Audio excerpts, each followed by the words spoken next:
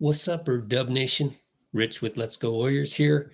And I'm just doing this intro real quick for the podcast that really Dean and I talked a lot about, like more evergreen stuff, I think, to carry forward into the rest of the playoffs, assuming we can close out Houston. Now, first of all, in terms of closing out, some clarity on the scheduling.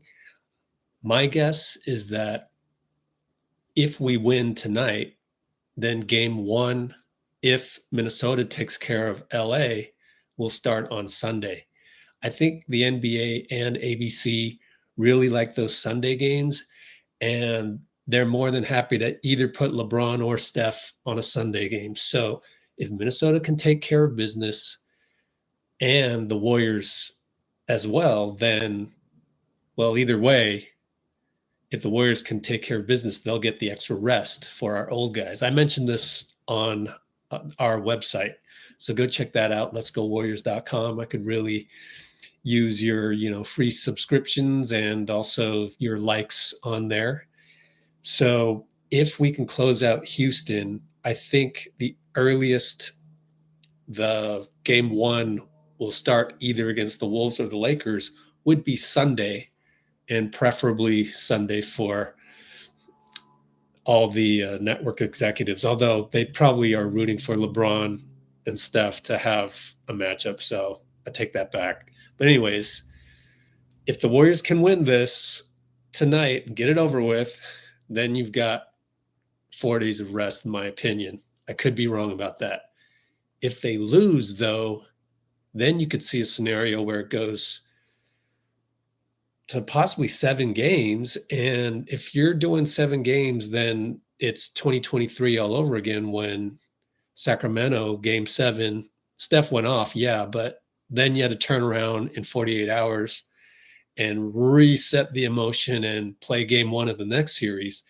So in other words, tonight is a huge game for the Warriors. And we talked about that. And we talked about the history of closing out teams on the road. So hope you enjoy that. But also going into this game and the rest of the playoffs, I think it's important to note that in game 4, boy, it really looked like the Warriors of old, like the aura, the ability to have confidence and to make plays within the concept of the team. Pajemski talked about that on the podium. You can look at his video on our channel. It's very informative. I also use that as the basis of the latest article on the website.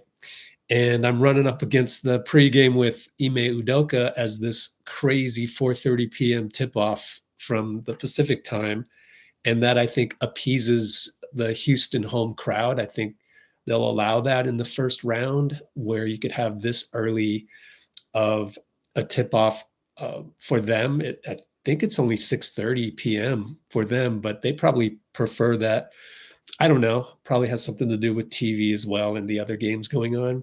But in any case, I'm running up against it. I've got like 9 more minutes as I record this, and then probably just throw it in front of the bulk of the podcast that was from postgame and our 5.5-hour live stream the other night. So that's why it's taken so long. Woke up and did some transcribing, put up all the interviews up there on the channel. And then also the next day, which was yesterday, spent a lot of time, but did manage to aggregate or combine or compile or, what do you call it? Curate tons of clips. And in particular, I hope you can check it out. It's the one where courtside, you got just the amazing close-up angle of Draymond Green making the stop on Alfred and Sengun, and then Jimmy leaping up to grab the rebound. But the meat of the game, as Pod said on the podium, was just the teamwork and Steph, efficiently running the offense. And Dean talked about in the podcast that you'll hear in the bulk of this and the other night, which this is an edit of again. Any other superstar probably would have, started to fire away and take hero shot after hero shot, but Steph stayed within the system. BP and Buddy stepped up in their roles, and that was the meat of the game. And the coaching staff to adjust to the fouls of Draymond, to put in Trace Jackson Davis, to have that trust in him. But I also want to say, if you go look at that video, that behind the scenes, courtside, up close video of that final play, man, Gary Payton Jr., or really he's known as Gary Payton II, GP2, he disallowed Fred VanVleet from setting the inverted screen for Sengun, which left Draymond on Sengun. It was only a few minutes before that when they couldn't execute that particular strategy, and Sengun found himself one-on-one on Gary, and Sengun took him to the hole after a spin. And, you know, that's why Sengun's an all-star.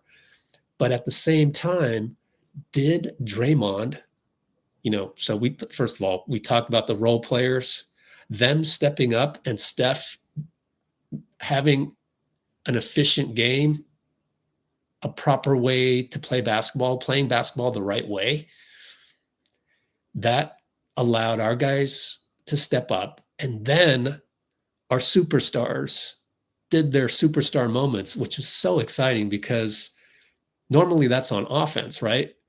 But our superstars in Draymond and Jimmy did what they do as superstars on their, you know, strong side of the game, which is defense, which is incredible. I mean, Jimmy does it all, obviously, offense and defense, but he's so fundamental. And so I think this will carry on to the next series, hopefully, knock on wood. I don't want to jinx it, but it would really shock me if the Warriors took a step back from this, because it's like their identity matured and they have a different character now. Like, this was one of the most impressive wins in Warriors Steve Kerr era with Steph, you know, that kind of history. Like, the adjustments we made, and credit Ime Udoka. I mean, those are smart adjustments by Udoka as well. And we didn't talk about this enough with Dean. That's why I'm mentioning it right now. And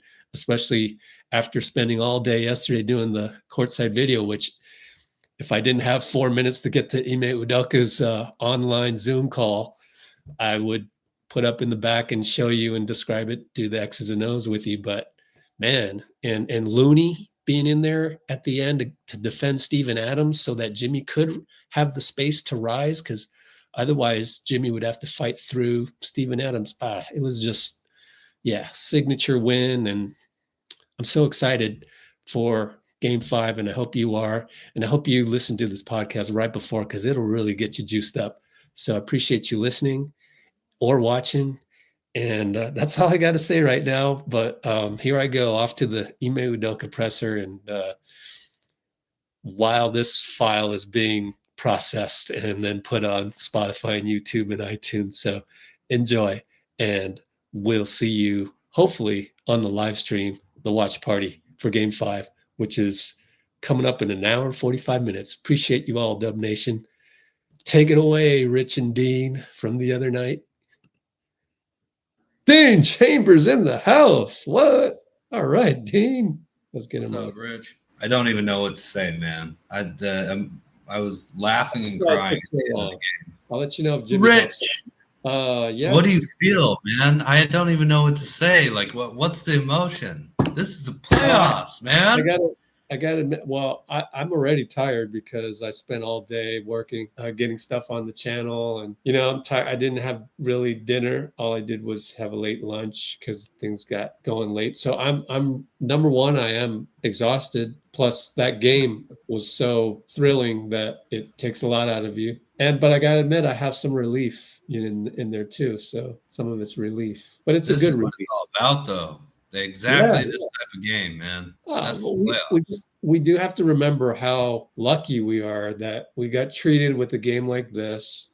It wasn't easy, and we pulled it out. Like, you know, I almost don't even care how we pulled it out. We just pulled it out. You know what I mean? Like that feels good in and of itself. Like, I don't care about the X's and O's. We just pulled it out.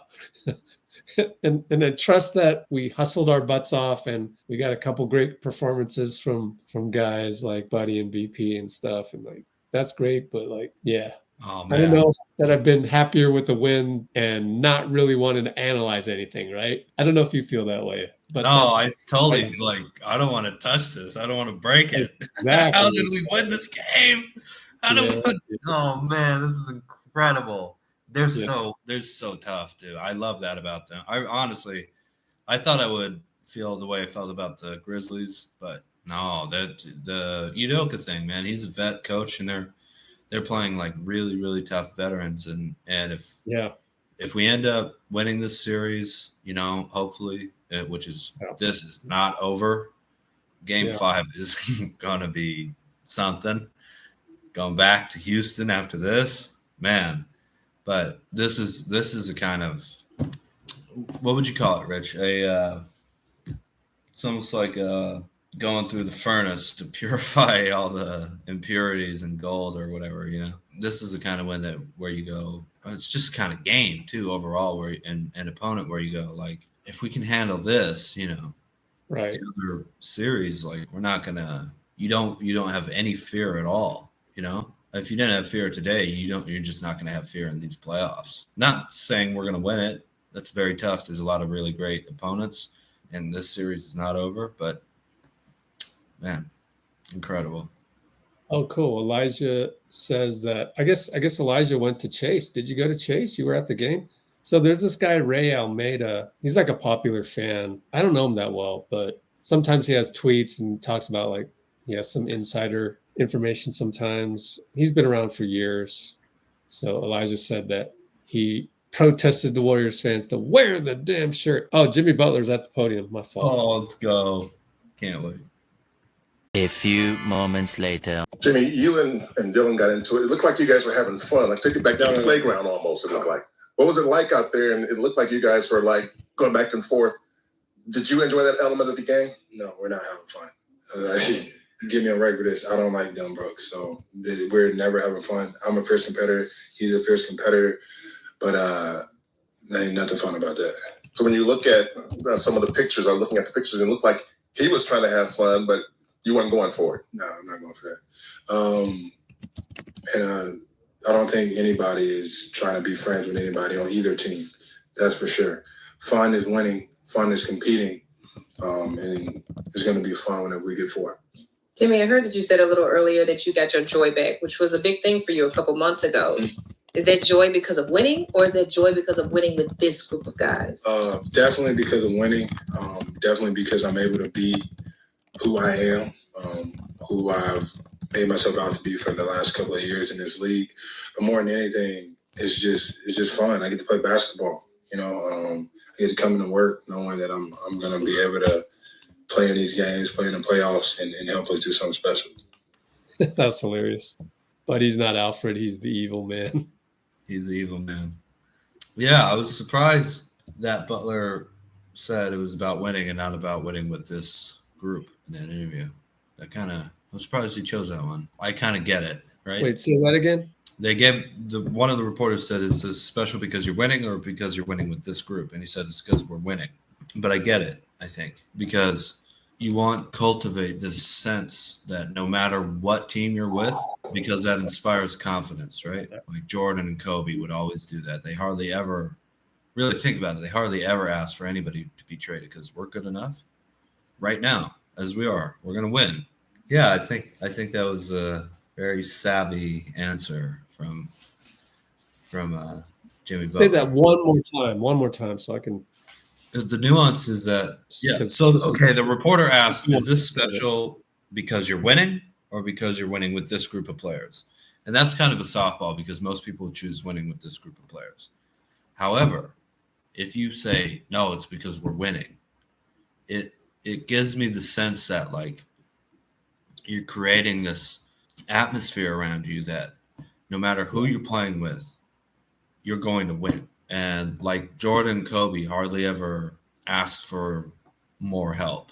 You know, they believed that the team that they had around them was enough because they were going to get them a win.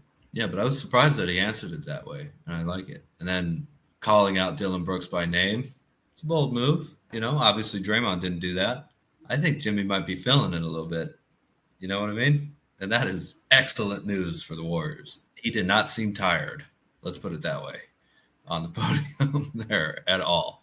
Limping after that hand on the hip foul from Dillon Brooks, leaping over the Rockets, it felt like just talk about Batman dropping from the roof, This was Robin leaping over giants, man.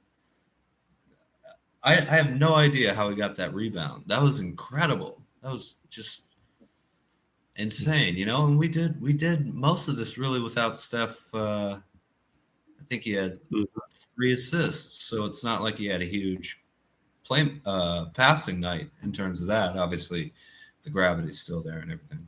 But yeah, I think the confidence that you have in Brandon, Buddy, GP2, obviously Moses. I thought Trace looked a lot worse than his stats said he was, but he obviously did something where Kerr was, very trusting of him in a really, really important part of the late third and very early fourth, with Draymond out. And I thought against 2 centers like that was very important. Looney played well, of course.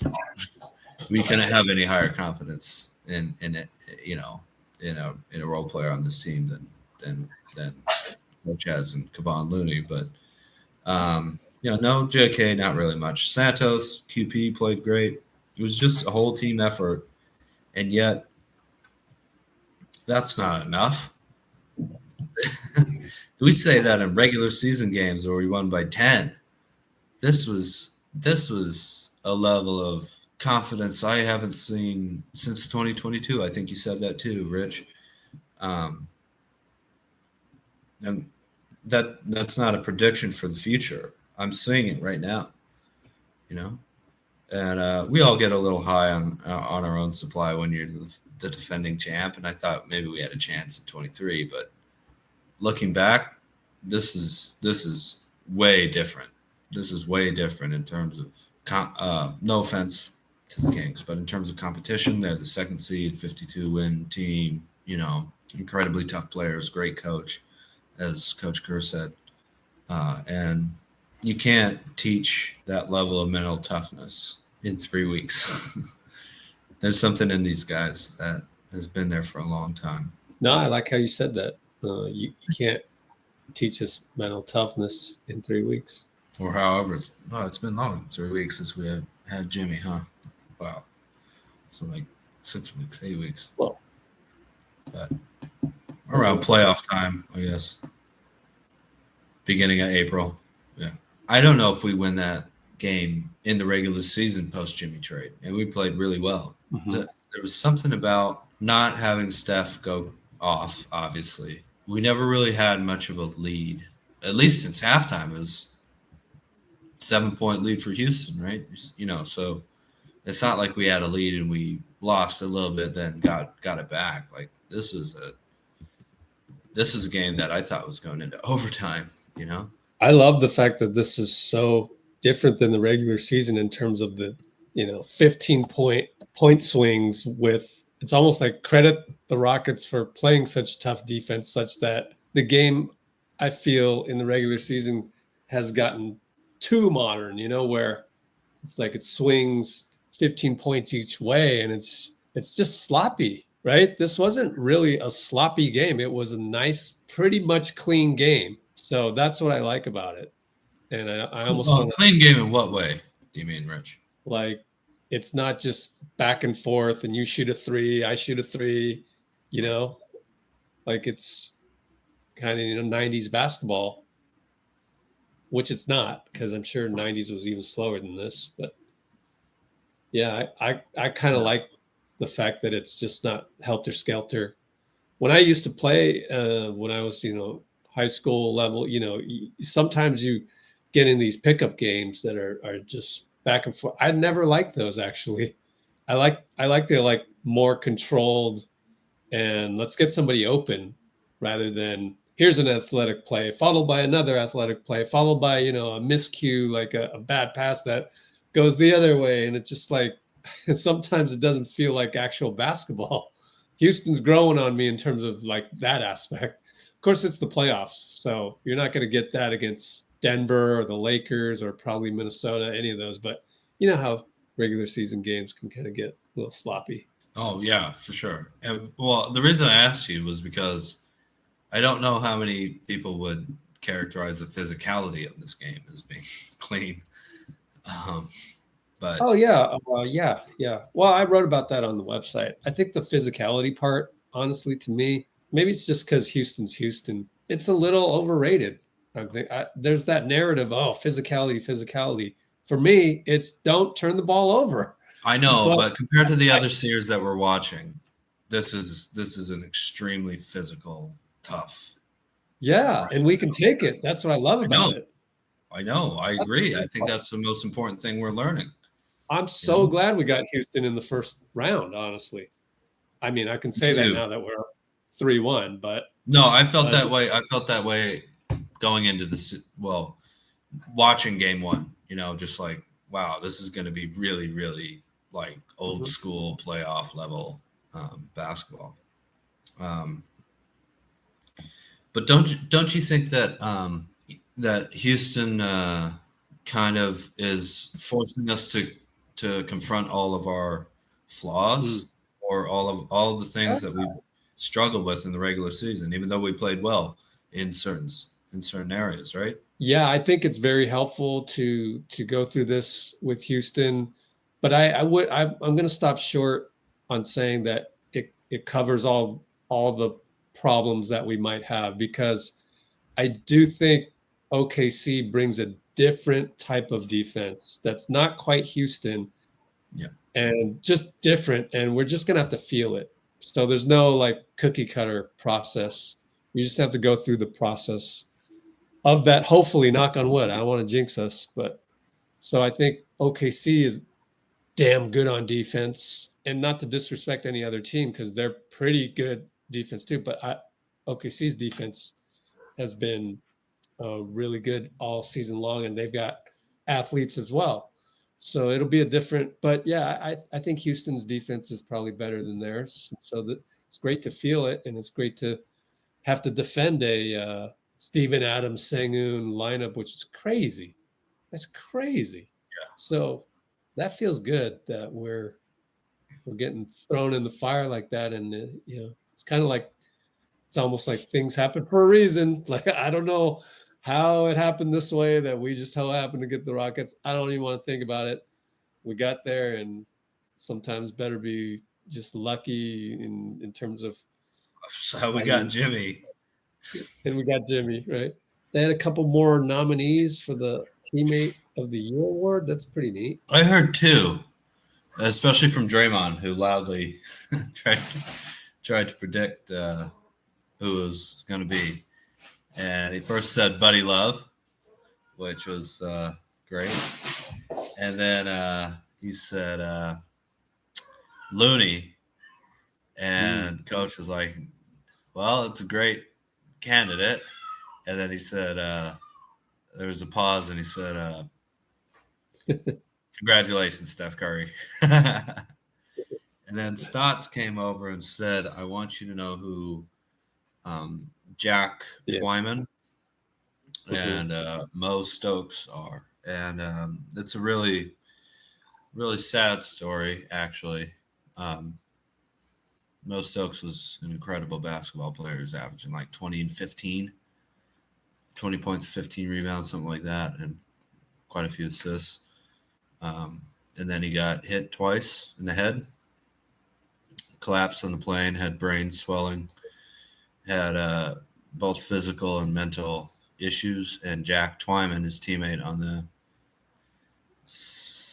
I think they were the Cincinnati Royals at that point, just before they got Oscar Robertson, he took care of him for the rest of his life.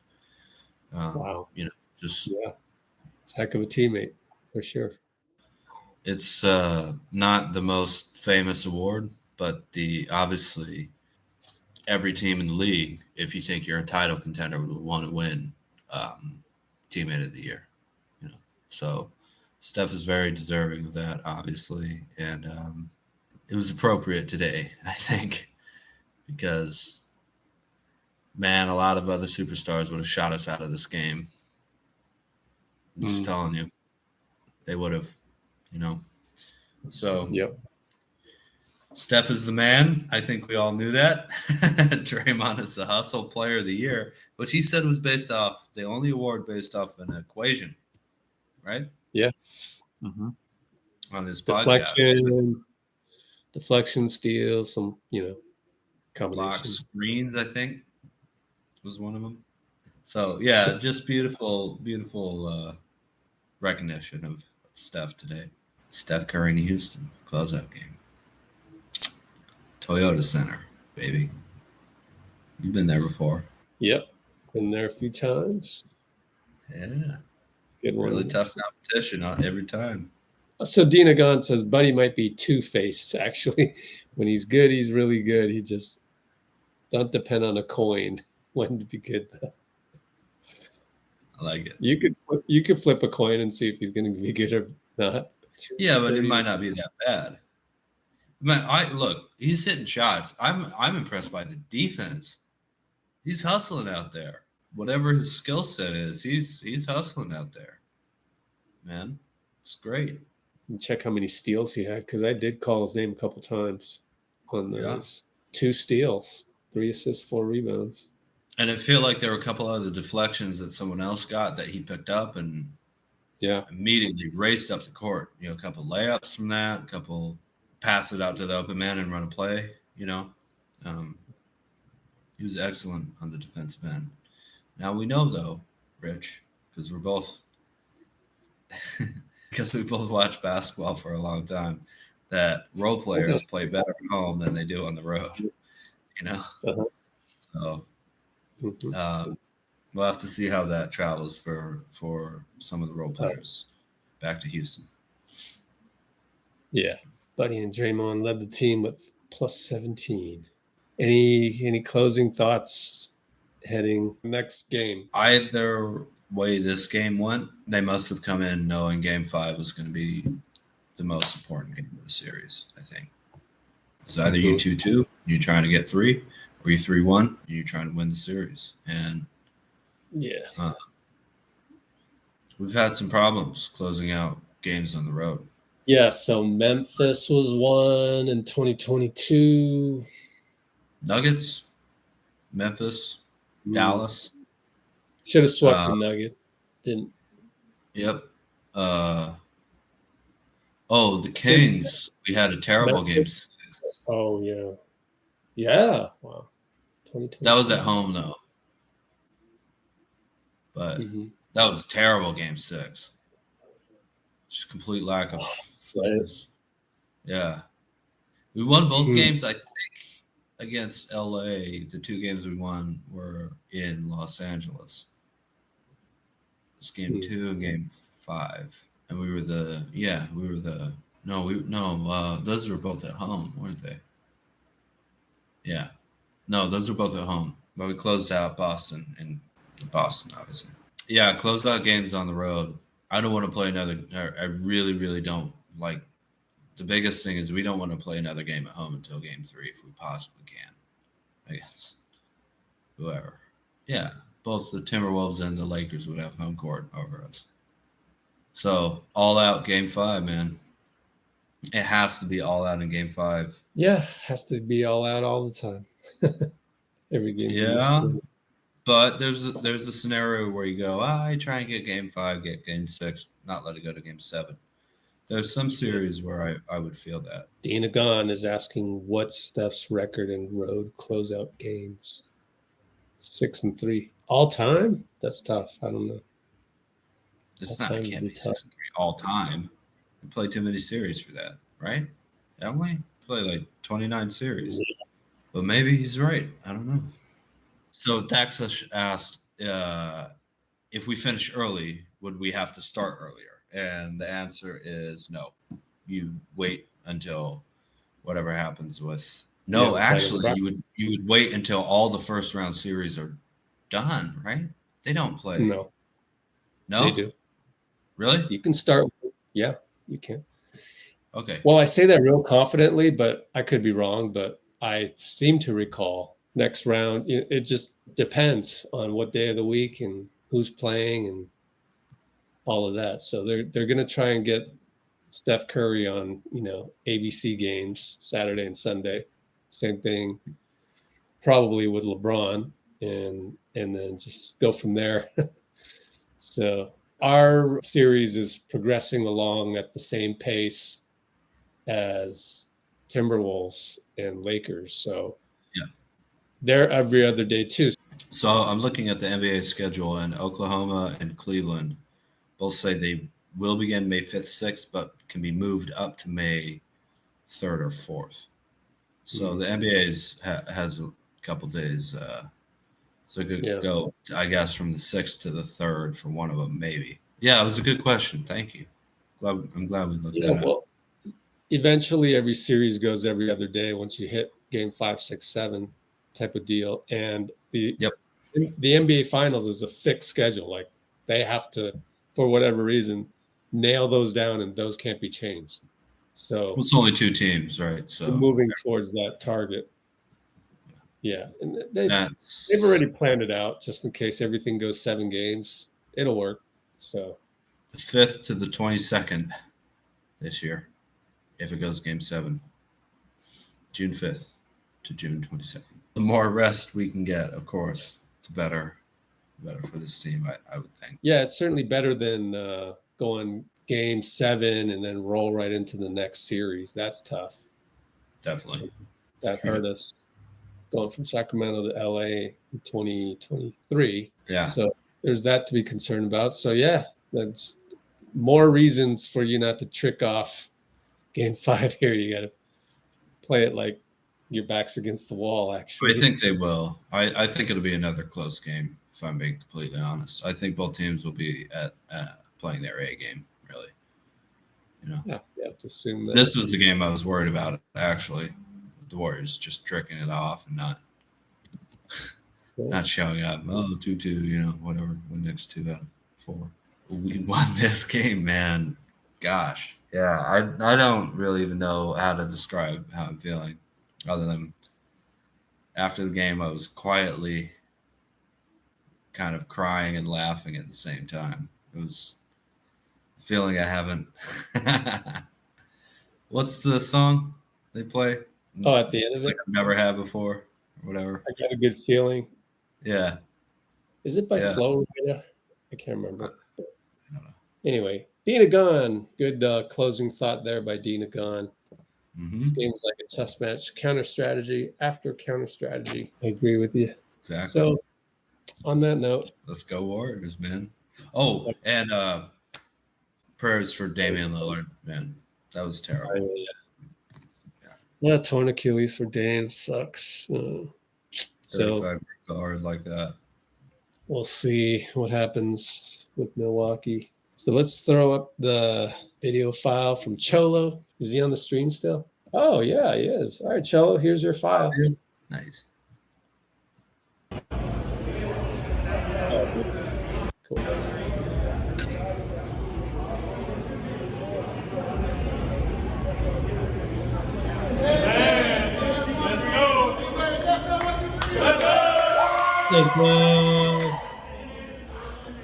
Today he came back. He came here today talking about. Oh, by the way, 4:30 Pacific time on Wednesday. Early game. He got a new blicky. 4:30. For the uninformed, what's a blicky? You don't know about no blicky, man. You had a blicky? You told me you had a blicky growing up. Yeah. You was a shooter. A strap. Yeah, that's a blicky. Oh yeah. More fire, more fire, more fire. More fire. More fire. Brate. Thanks, Dean. Appreciate it. Thank you, Rich. See you Wednesday.